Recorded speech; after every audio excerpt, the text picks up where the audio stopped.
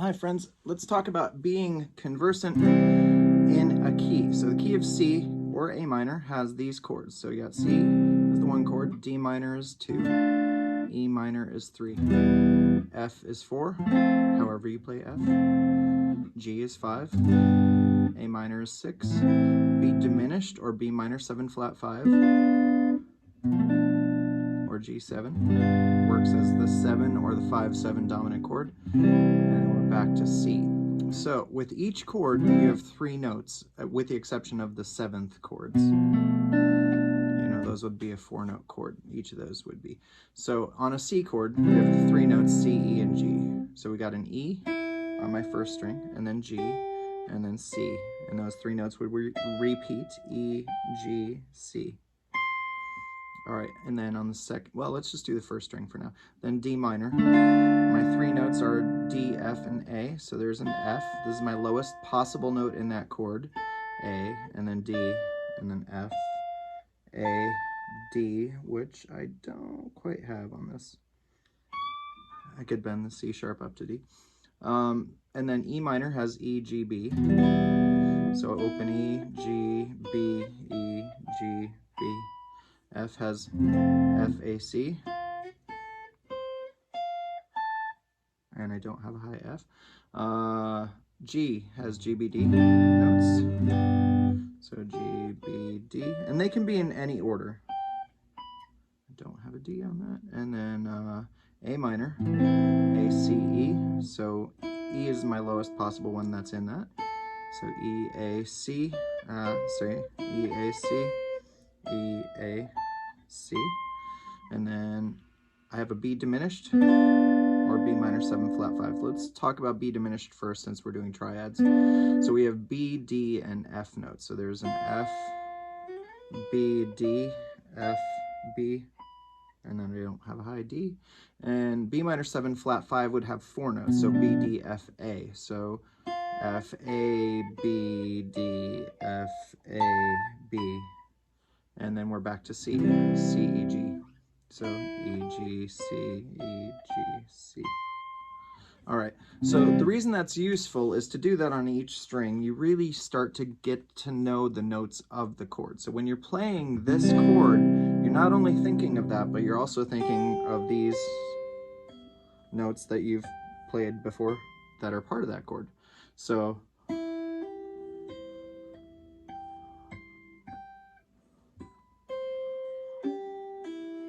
and then D minor, you'd have your DFA. So the more time that you spend getting used to what the pitches are that are part of the chord, the easier it gets for you to comfortably play anywhere on the guitar. So that's one approach. Another approach is to look at the chords themselves. So we're going to take a look at a C chord. You have C, E, and G notes.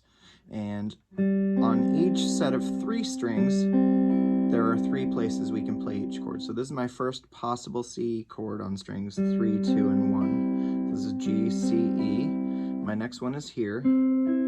So fret 5, 5, 3. The next one is up here.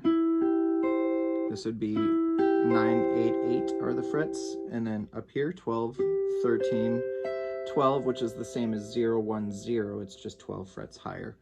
And then this is the same as 3 and 5. This is 17, 17, and 15. And then technically I can do this one, but it's a little harder without a like deep cut guitar and 22 to 24 frets. Just hard to smash your fingers in there. You can kind of get it this way, I think. It's a little ugly sounding. All right, then D minor, DFA, 3 ways to play each chord on each set of 3 strings. I'm focusing on strings 1, 2, and 3. So here's my first campfire D minor. I'm only playing 3 strings though, not the 4th, even though the 4th works for D minor. This is my next one, using what I would call an A minor shape. It's like you capo on fret 5, play an A minor. That's now a D minor, but we have 7, 6, and 5, and then 10, 10, 10. Is my next one. That's out of an E minor shape, and then I'm back to my starting point again. Fret 1 and fret 13 are the same notes, 1 octave apart. And then you have 17th position here, same as 5th.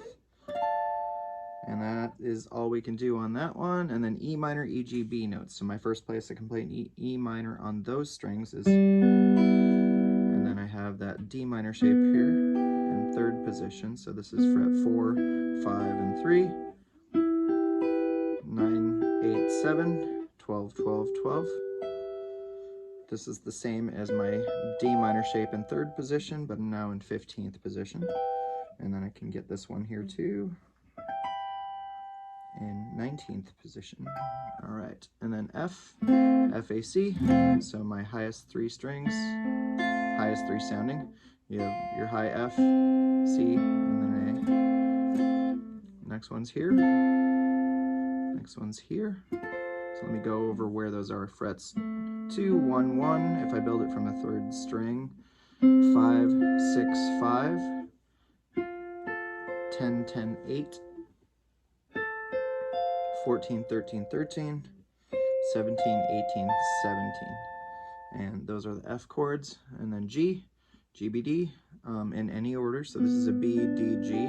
That's the first place I can play it on those three strings and have all my notes. I could do it this way or this way. It just doesn't have all three notes. So this is the first place you can have all three. All right, so that's my first one. It's out of the E-shaped G chord, so it's 4, 3, 3, then 7, 8, 7, then 12, 12, 10, and then you're up to 16, 15, 15, 19, 20, 19, and A minor, so A, C, E. The lowest place I can play it on those three strings is 2, 1, 0, and then 5, 5, 5, and then 9, 10, 8, and then 14, 13, 12, then 17, 17, 17. All right, now, and then, oh, B diminished, so B, D, F. So B, D, F in order. And then this is D, F, B. This is like a typical D7 shape, you know, if you play D7, like that. Move it up there. Jimi Hendrix used that for Red House. All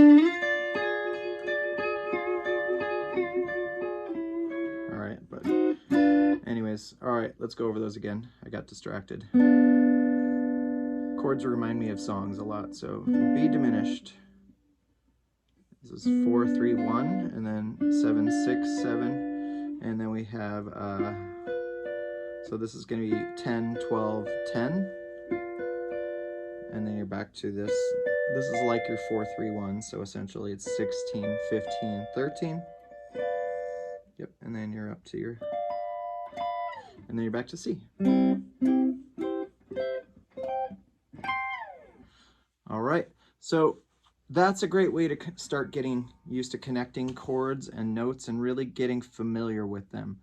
I would spend a bit of time working on each of those. Another thing you can do, I'm not sure if I'm going to run out of space on my phone recording this, but just play like your major ones. So like go C, so C is the 1 chord, so 1, 1, 1, 1, and then you can keep going. And then your 4 chord is F. And then G is your 5 chord. And then you're back to 1.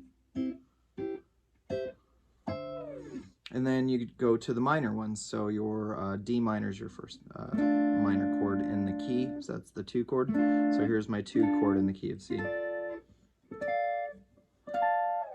And then E minor is your 3 chord. And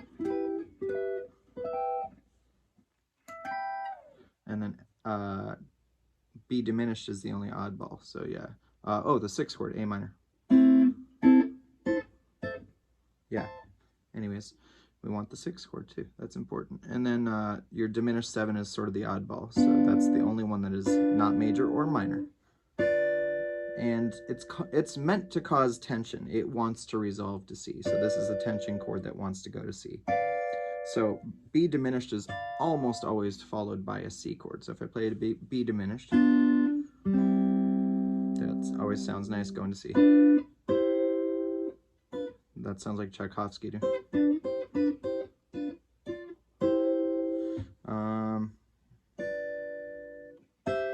B to C, B diminished to C.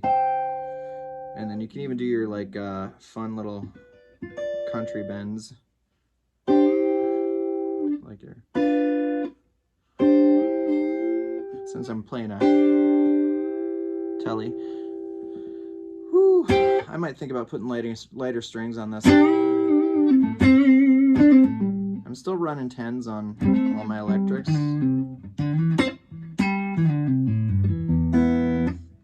Billy Gibbons uses lighter ones, and he sure sounds good. And, Jimmy Page said if he had anything to do over again, he would play lighter strings. So I'm seriously thinking about that, taking the wisdom from the masters and applying it a little bit. But I do like the sound of the 10s.